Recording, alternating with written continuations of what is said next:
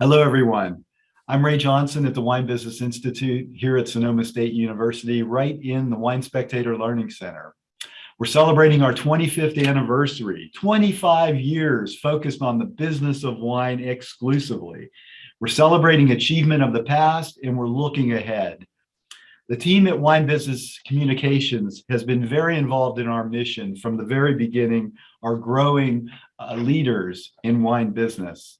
And many years ago, I had the opportunity to meet today's guest, Erin Kirschenmann, managing editor of Wine Business Monthly, a publication of the Wine Communications Group. Erin has been writing and focusing on wine, seeing the changes in our industry, the challenges, and also the successes that people have had. She's a tireless professional, writing, editing, judging wine. She's leading wine industry conferences.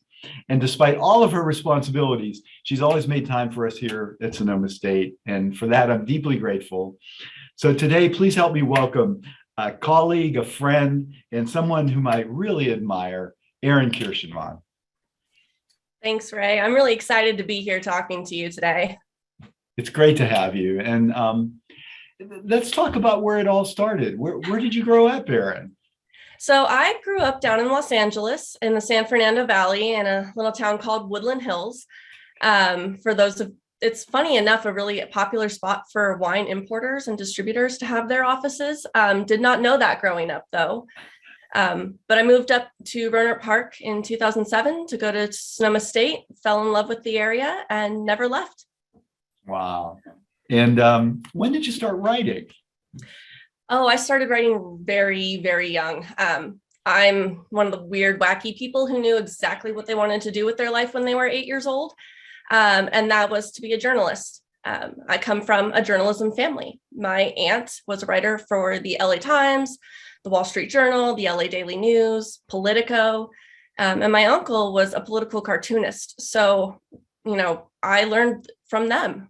My birthdays, we didn't just have parties or go to Chuck E. Cheese's. They took me to the planetarium or the zoo, and they made me write an article about it. And if you think my aunt was very nice when she was editing, she was not. It was just red pen everywhere. So I've been writing and editing from a very, very young age. Wow, what a great way to start, to have parents and family encouraging that kind of, step on a career path.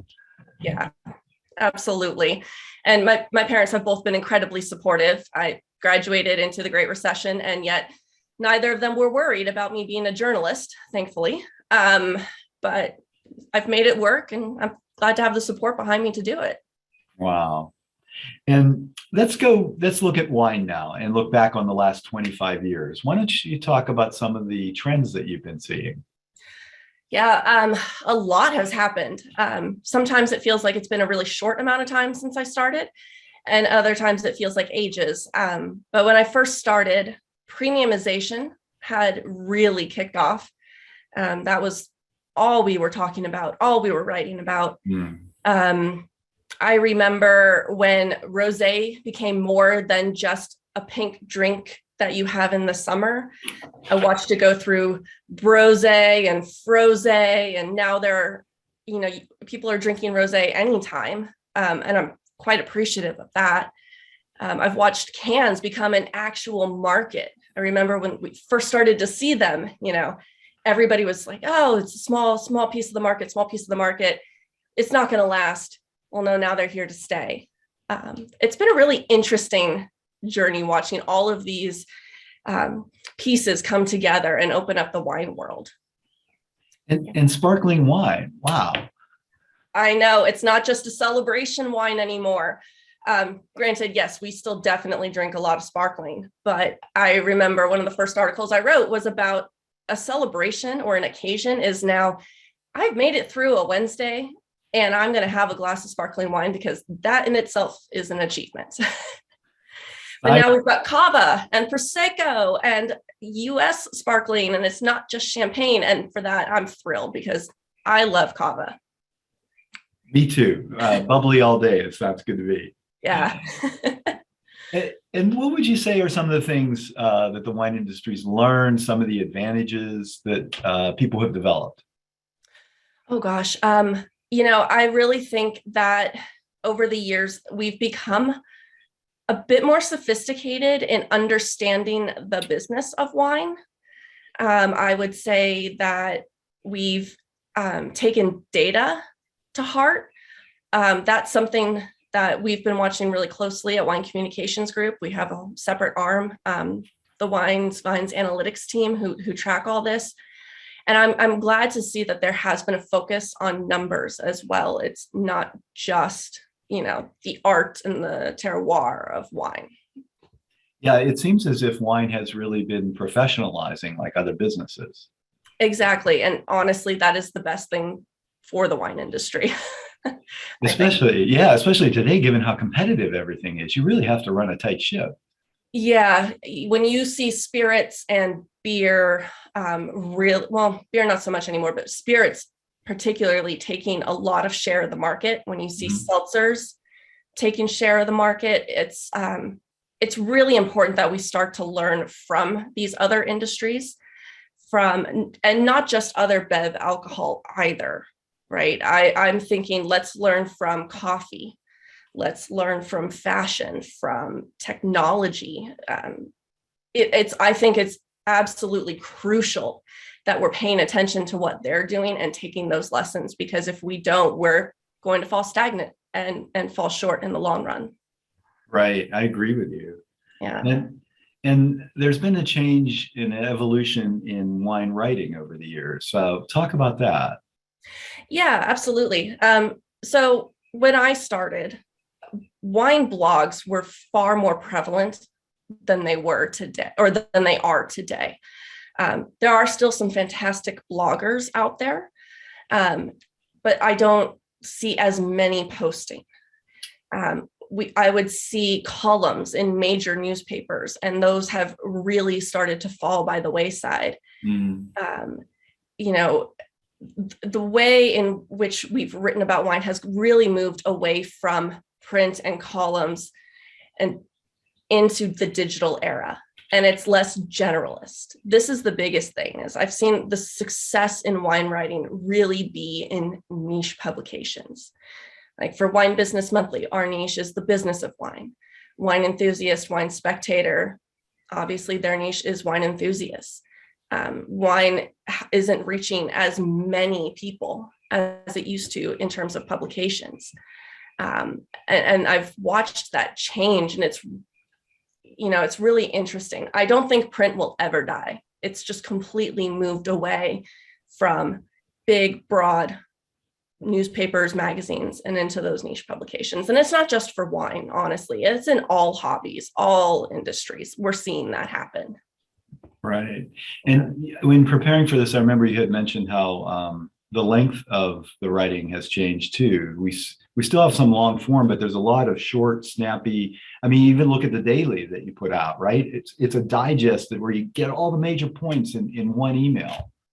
Yeah, I like that you said short, snappy. There is just so much news out there. There are so many stories to tell that it can be overwhelming. And we're all so incredibly busy. Nobody has time to read a ton of long form journalism anymore. The way that we look at it at Wine Business Monthly, if we want that long form, we put it in the magazine. That people are sitting down with the magazine the same way they would a book, and they're taking the time to read it. But online, you have to give them the bullet points absolutely immediately. The lead of your story is more crucial than ever. When I assign digital articles, I tell writers no more than 750 words, because nobody's going to read through it. If you can't tell me the story in that amount of time, that's a problem. You have to be able to, because that's what our audience and our readers want. If they want to dive further, there are plenty of places that they can go. But for a news outlet, it's got to be quick. Right. It's so true. And like you say, you have both for people, right? That they can get the short, sharp bites, and then they can also do the deep dive in the monthly. Exactly. Yeah. Yeah, cool. And in preparing, you had mentioned also how the way we evaluate wine has changed over the years. Talk about that. Yeah.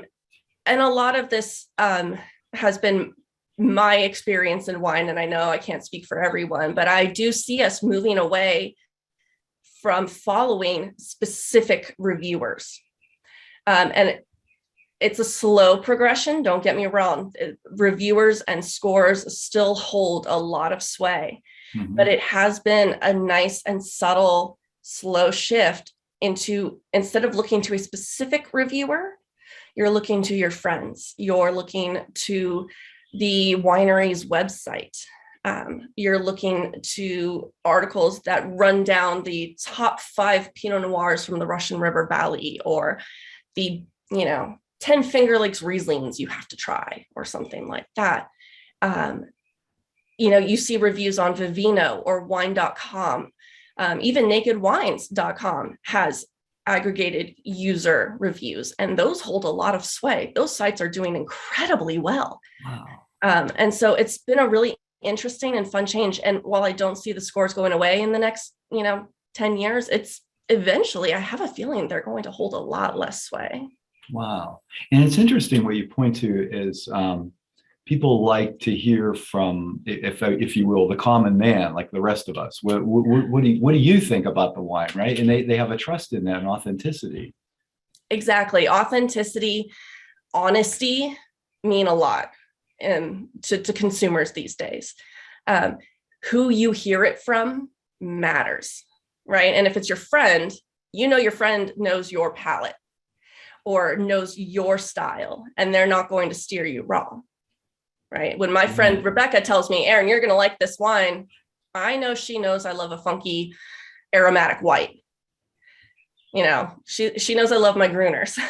So she'll recommend something that I know I'm going to love. That's cool. Yeah.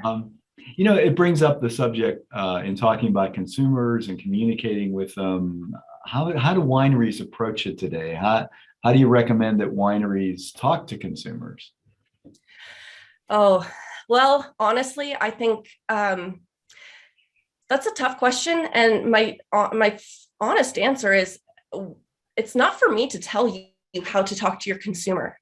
You need to talk to your consumer and ask them how they want to be talked to, what they want to know, how they want to learn about wine, how they want to expand their horizons. Because I see a lot of, this is how it's always been done, or this is how I think this consumer wants to hear and learn about wine, when they've never actually had a conversation with said consumer. I look at how we talk about talking to the younger generations, the millennials and the Gen Zers, and even sometimes the Gen X. And, I see panels of people who are talking about how we talk to these generations who are not of said generation, and probably have not done a lot of discussions or research into said generation. I've seen a lot of people who tell stories and talk about specifically my generation, the millennials. And you can tell that the only conversations with millennials that they've had are with their kids, who, let's be honest, have been trained in their ways since they were children, right? You're a parent to this child, there's going to be some influence. Or they've only talked to their tasting room employees. Well, if they're your tasting room employee, they're already very interested in wine. We've already made that first step, right?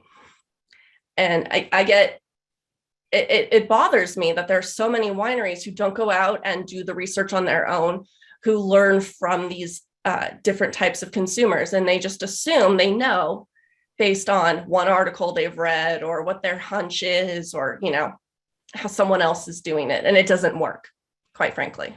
Right. It sounds like the old adage that we have to break out of our bubbles that we're in so we can hear something else. Exactly. I have this conversation a lot. Because I live and work in Sonoma and in the wine industry, it's really easy for us to get caught up in ultra premium wines and a certain style of wine. And I've heard people, dismiss wines in box or wine in can as subpar or inferior. And, when I teach, also teach WSET level 1 and 2. And I find myself guilty of this sometimes, of talking negatively about white Zinfandel. And I have to remember, wait a minute, that's me. That's my palate. I've been exposed to some of the best wines in the world. But there are consumers in the Midwest, in the South, not in wine countries, who love their white Zinfandel. They love their wine in box or their wine in can. And there are so many good wines in box and can and white Zinfandel now. And, I have to always shift my focus and remember, I am not the average wine consumer. Right. I can't tell you these things. You need to go talk to the average wine consumer and find out what they like and what they want and how they want to interact with wine. Yeah, bravo. I remember teaching with Vesta, and we'd do some sessions out in the Midwest, and people really loved sweet red wine. And that's before we started having red blends that are actually a little sweet, that work really well in the business. And it was a revelation. And it was like successful wine business. Like, why turn those consumers away? Let's bring them in. Exactly. Let's make good sweet red wines. Let's make good white Zinfandel. Let's make good wine in box and can. And invite more people into the wine world. We can't be snobs anymore. No. Quite frankly, it's going to hurt the business. And as much as we complain about this, it's the white Zinfandels that keep the business running. Mm-hmm. I mean, they sell more volume, more total dollars than a lot of other wines. So we can't dismiss them that quickly. I agree. Well, let's talk about the challenges ahead. What do you see as the challenges for the wine industry coming in the future? Oh, we've got a few. I hate saying that, but we've got more than a few challenges coming. I think the biggest challenge for the wine industry is the status quo. And I see it a lot. It's that same, this is how we've always done it. This has worked for us in the past.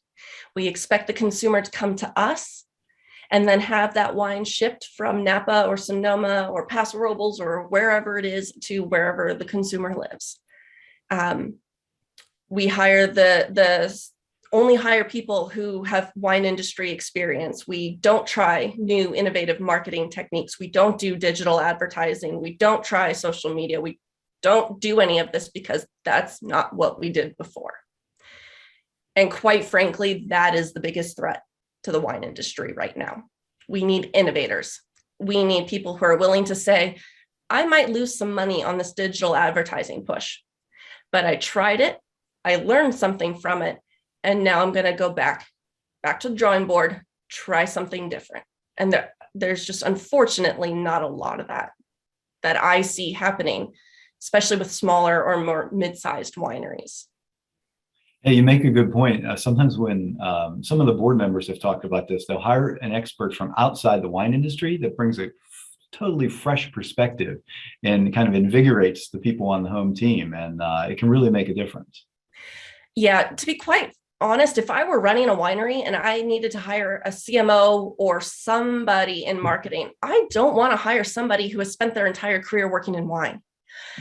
I want to hire the guy who got my father to stop drinking instant coffee and buy whole beans. Quite frankly, I want the person who convinced my younger sister that Uggs were the best boots in the world. And she lived in the San Fernando Valley of LA where it never got below 65 degrees. She would never need Uggs. Those are the people I want to hire. I want to hear their perspective.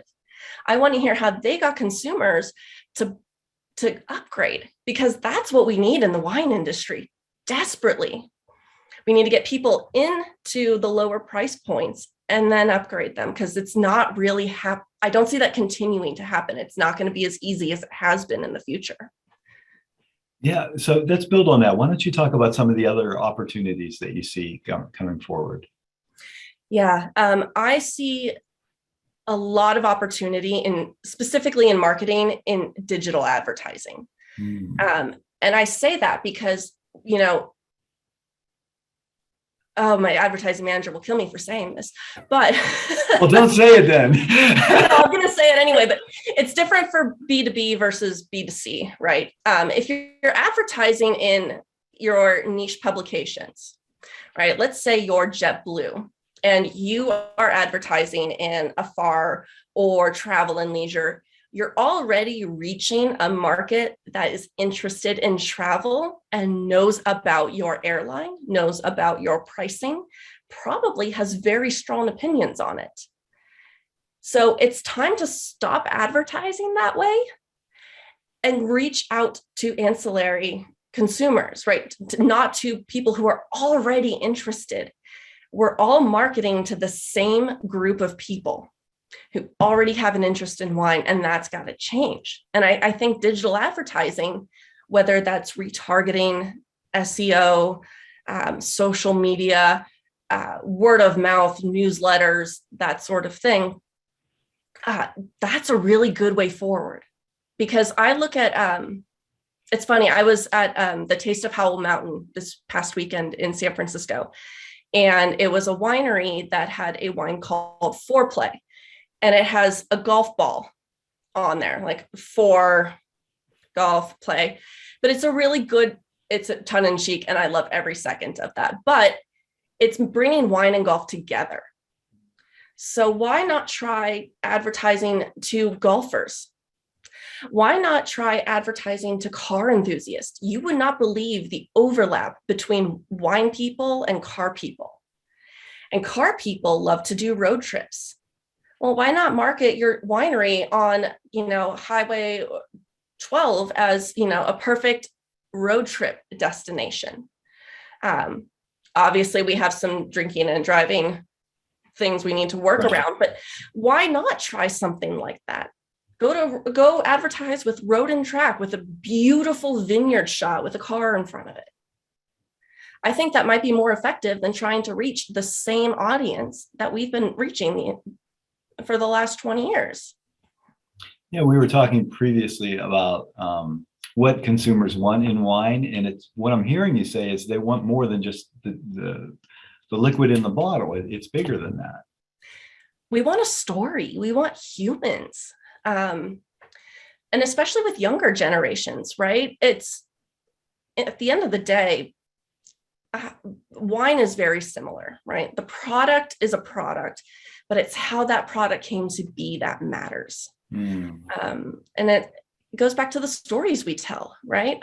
There have been so many articles about specific wine regions or styles of wine, but the articles that do best on Wine Business Monthly, and my hunch is it's the same for a lot of other publications too, the stories that do best have a human angle to it, right? Our Hot Brands feature, which we just released earlier this month, astronomical view counts because people wanted to hear how Chris Christensen or Nancy Gonzalez Ulloa brought their wines to fruition, the blood, sweat, and tears, the sacrifices they had to make, their individual perspectives.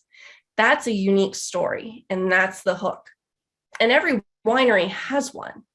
It's just finding the right story and marketing that and telling that to the right people. So yeah. And we wanted to talk too about reaching the younger people. You had started to talk about that earlier, and I know there are successes out there. You'll have one camp of people saying it's the lost generation, we're never going to bring them into wine, and then we have others like Mike Osborne at wine.com. He's on our board, and he shares how they're dialed in. They're if you look at their segments, they have a lot of young people buying wine from wine.com and spending more than $30 a bottle. So you have these two camps there. Where do you think that, how, I guess this is maybe the question to ask Mike, but I'd ask you too. What do you think is the secret that they're doing, that they're connecting with younger folks and maybe some other organizations aren't?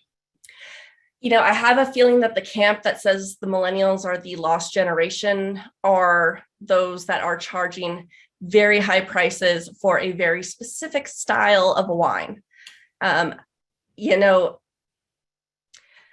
I hate to say it, but millennials are never going, or the majority of millennials are not going to be purchasing $150 bottles of Napa Cabernet on the regular. Mhm. They do not have the earning power and probably will never have that same earning power as the boomers, quite frankly. We graduated into very difficult times and have never been able to fully bounce back, because as soon as we bounce back, oh, hey, there's COVID, and then there's a recession, and then there's inflation and all this other stuff. We're not getting expense accounts. Companies are backing off on expense accounts very quickly.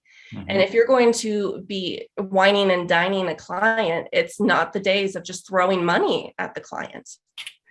And quite frankly, that taste profile is not one that the younger generations have grown accustomed to.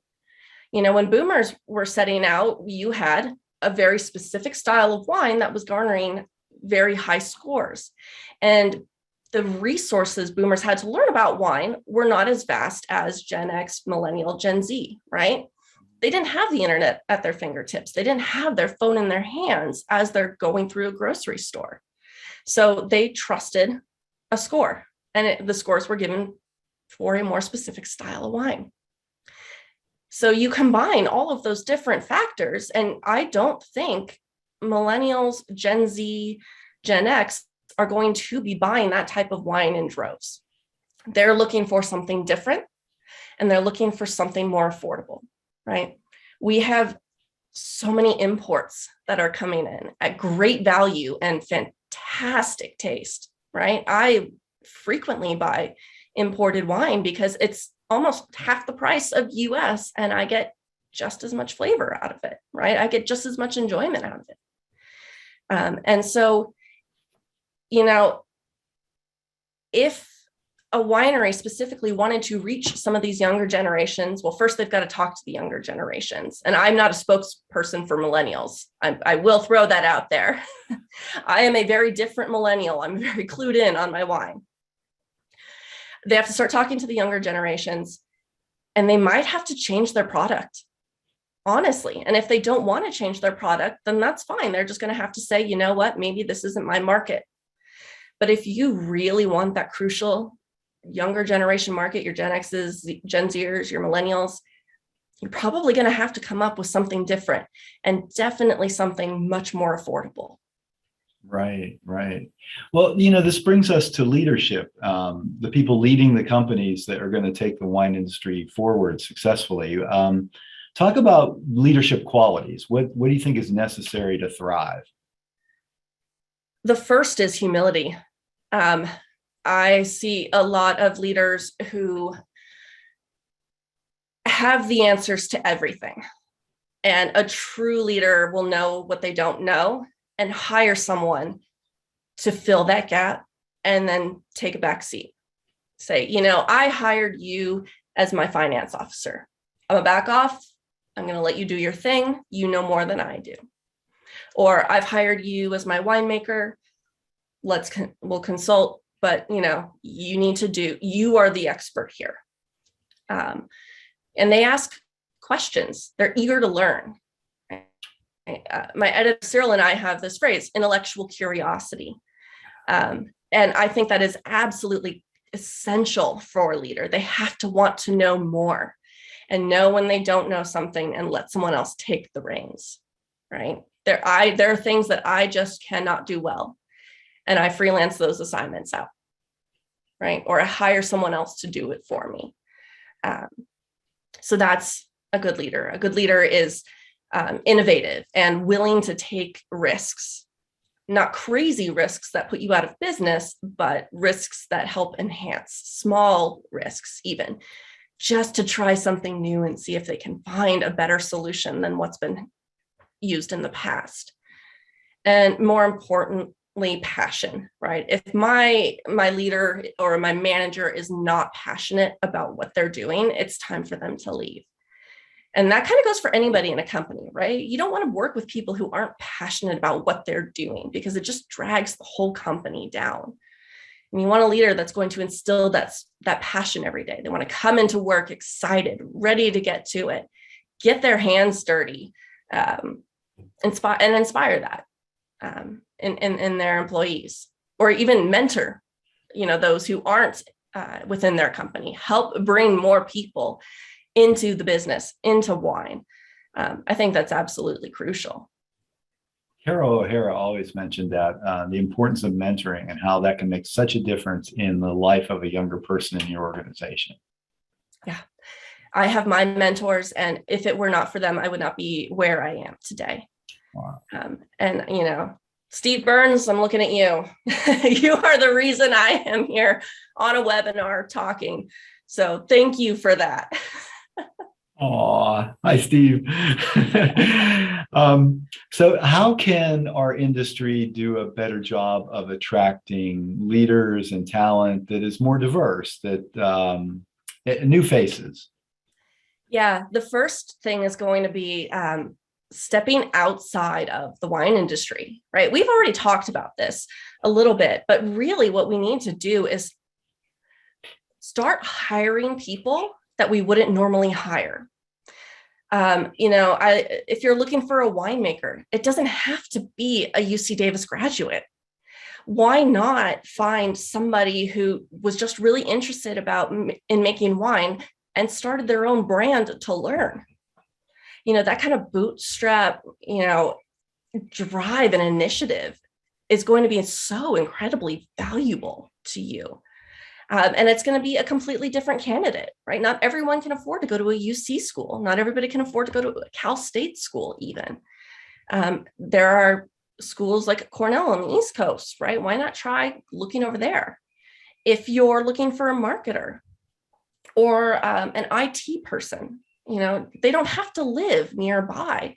Go to a college fair, find a school that's really good in developing that type of talent, and go out and go to the job fair. Talk about wine. Say, yeah, you don't have to know how to make wine. You don't even have to like drinking wine to work in the wine industry. We're going to offer you some great benefits. On your website, in your collateral, make the effort to include different types of people in your photographs. And if you don't have them, don't say, oh, well, those don't exist. We don't have them. It's not going to work. Invest in it. Go get those photos taken. Hire models. Hire students. If you can't afford the models, hire a student photographer to come out and do it. It's going to be a lot cheaper, and you're going to get pretty much just the same amount of quality, even higher maybe. Make the effort to do the work, right? Don't expect them to come to you. Go to markets. Bring in somms from those local markets who do not look like you, who are just as educated, just as personable, and include them in the conversation, because the more we see people who look like us in wine, the more likely we are to get involved. I love brands that hire younger winemakers or younger winemakers who started their own brands, because I see myself in them. I love brands that have women at the helm, because I see myself in them. And that's a very human thing. And so if we want to include more diversity, it's time to stop resting on our laurels and go out and do it. And it can be done in an affordable way and in an authentic way. And it's about time. And also, we need to stop excluding people. We need to stop talking about wine like it's a very pretentious, exclusive thing, right? You don't have to go into the deep, crazy wine descriptors. Just say, this is a fruity wine. I want to drink this wine while I'm having a barbecue. People understand that. Right. So that's my diversity. That's how I think we need to start the diversity conversation and start including more people in wine. I agree with you. And I like what you said about reaching out to the younger generation and thinking in college, right, at universities. So, for example, we had a career fair a week or two ago, and the team from Jackson Family and RNDC, they were here recruiting students. And what we found is it's really important. I mean, people who are in college, they're not allowed to drink wine until they're 21, so the legal drinking age. So they don't get much experience with it. But what we want to do, we're not trying to get 19-year-olds to drink wine. That's not the message, but rather we want to say, look at these really amazing careers you could have in this industry instead of another. And I think it just takes sharing that message with, when alums like yourself and others come back to share those stories with people who are 19, 20 years old. I think if the light bulb goes off and they see opportunity. Yeah. And it's so important even just to talk about the benefits. We do a benefits survey article in the magazine, and we talk about salary, and the wine industry is really competitive there. The wine industry consistently offers better health, better 401k benefits than a lot of other industries. And, yes, you don't have to love wine, right? You don't have to drink a lot of wine to work in an industry and get great benefits. And especially with small and mid-sized wineries, right? It's more of a family attitude, a family atmosphere, and having the flexibility to say, you're at an age where you're probably starting to think about getting married, having a family. We offer flexible hours, work from home. There's a daycare option, and the wine industry can be really competitive on that. So why aren't we talking about that too? It's not just drink wine, come drink wine with us. It's, we're going to take care of you. And so many of our locations are just, gorgeous. I mean, Well, that helps too. Yeah. I think Jancis Robinson said that years ago. Like, there's this idea that it's kind of neat how there's this almost constant correlation between great climate, beautiful place, and they're growing grapes and making wine. Yeah, there's a buzz around harvest season. It's energetic. It's exciting, right? You can't beat that. Yeah. And what would you say our role is, the Wine Business Institute? Like, what role do we have to play with the wine industry? Yeah, I love this. So I said I teach WSET level 1 and 2, and quite frequently I get questions like, well, why wouldn't they use a barrel? It makes such a better wine. And I go, the wine business is a business, quite frankly. Everything boils down to dollars. And it is so crucial that we remember that. Yes, it's beautiful to drive through the vineyards, and I love my commute into work. But at the end of the day, if the wine business is not making money, it doesn't exist. Right.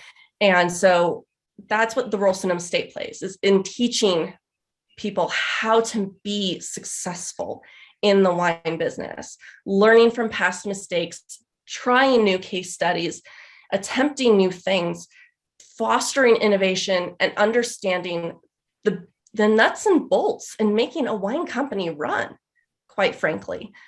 Because if they don't have that, where are we? Right? I could talk about terroir, I could talk about production, I could talk about the taste and the smell of a wine all day, but at the end of the day, it's Sonoma State grads who are getting that wine in my glass. So. Yeah, well said. Barbara Talbot has always said to me, making great wine that's just table stakes to be in the game now. And we're seeing how the student population has really changed in our graduate programs, where a lot more winemakers and vineyard managers are coming in because they know it's not just about good quality. There's a lot more to being successful as a business. Yeah. And if you want to start your own, right? Those winemakers and vineyard managers, they already know how to produce it. I look at myself. If I were to go out and start a business, my background is entirely in communications, and I took a grand total of one math course in college, and that was geometry. So that we need places like Sonoma State to teach people like me how to run their businesses and make it successful. Yeah. And what about if you could sit in with a group of undergraduates right now over a cup of coffee or a glass of wine, and they're just getting started, right? They're 21 years old. They want to make their break in the wine industry. What would you tell them? I would tell them, follow your gut, trust your instincts, and do not be afraid to pipe up. to say something. If you see that something isn't working or you have an idea, don't be afraid to say it. You know, part of who I am as an individual is I'm process and planning oriented, and I'm incredibly critical.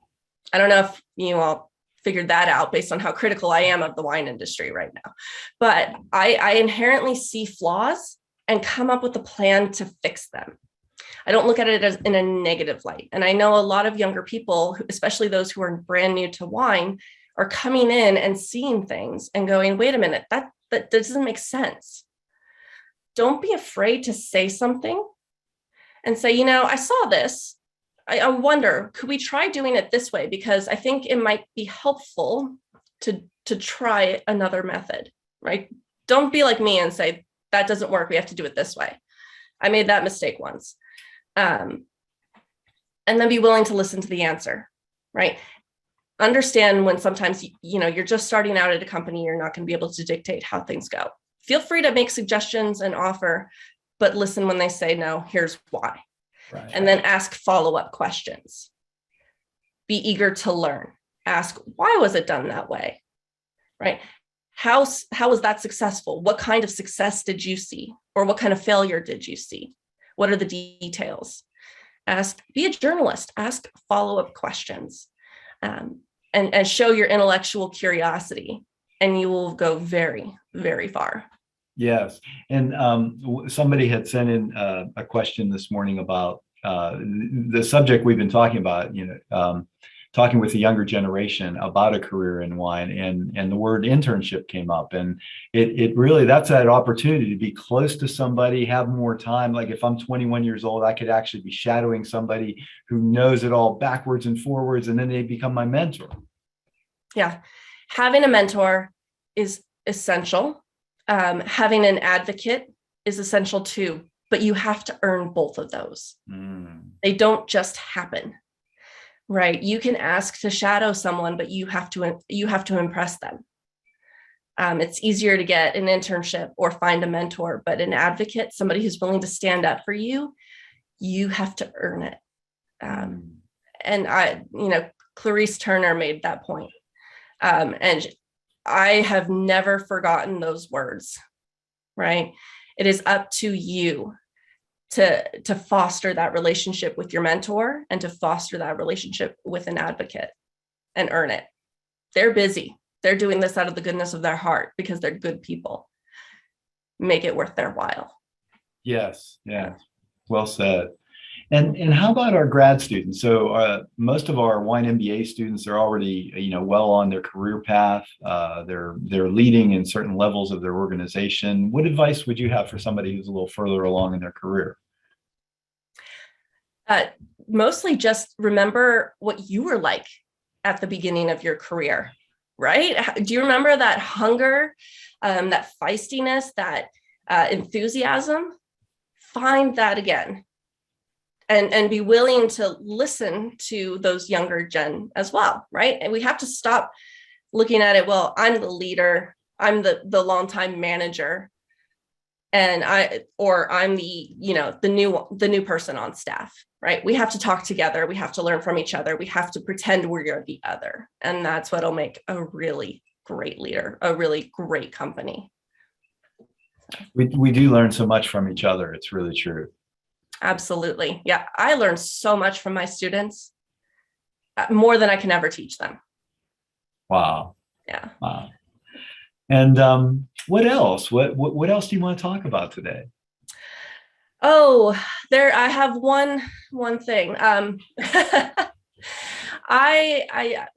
We talk about being more inclusive in the wine industry. We talk about attracting new consumers. And I think it is really important that we do so without bringing down our neighbors, without saying my wine is better than yours because it's XYZ, because it's natural or it's clean, right? That's not bringing more people into wine. That is saying my wine is better than yours, and therefore you should not drink their wine. And that's really dangerous. And I see that turning people off of wine, period, because they don't know whether it's good for them or not. And I mean, it's hard to say that any alcohol is good for you, but you don't see that happening at the same level that it's happening in the wine industry in like spirits or beer, right? We need to stop talking about wine like one is better than the other. We need, because we are going to be in a lot of trouble if we do. Especially- it definitely works better if we work together in unity rather than, creating any divisiveness. Like, that's good wine, that's bad wine. Yeah, because you're right. Because consumers then just get confused. Like, wow, which one maybe I better not drink any of them. Yeah, I mean, that's my problem with natural wine. What's natural? Every wine is natural. It is a natural product. Right. The yeast you add is a natural product. Yeast are a living thing. If you add tartaric acid is a natural product. Mega Purple is a natural product. So the term natural doesn't mean anything. If you want to say you're minimal intervention, great.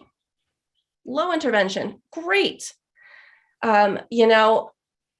have to stop talking about it like that. And we have to remember that any claims we make about this, like our wine is no sulfite.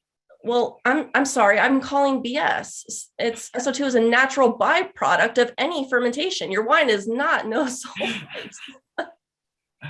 So we have to stop with that. Or we have to come up with another term that is completely regulated so that the consumer knows that all wines are natural, but these are specifically made in a style, that they are made with very little done by the winery, and then make good natural wines. Don't use it as an excuse to make bad wine, Right. So I see a lot of that happening. I see it with natural and clean wine, and it is, I think, so dangerous because it's going to turn people off. Yeah, and we don't want to lose people. That's not the direction to go in. Right. We're not losing consumers at the moment, but we're not gaining the way we used to. And this is going to cause problems, period. Yeah. Well, I wanted to ask you, I think you're going to go on some trips, right? I have quite a few planned in the next few months. Yep. I'm going to the country of Georgia to speak at the Women in Wine Expo. I will be in Portugal twice, once for a cork production trip, which I am so excited to see, and another to judge a sparkling wine competition. And then I will also be in Sicily judging a sweet and fortified wine competition at the end of September. And I'm thrilled.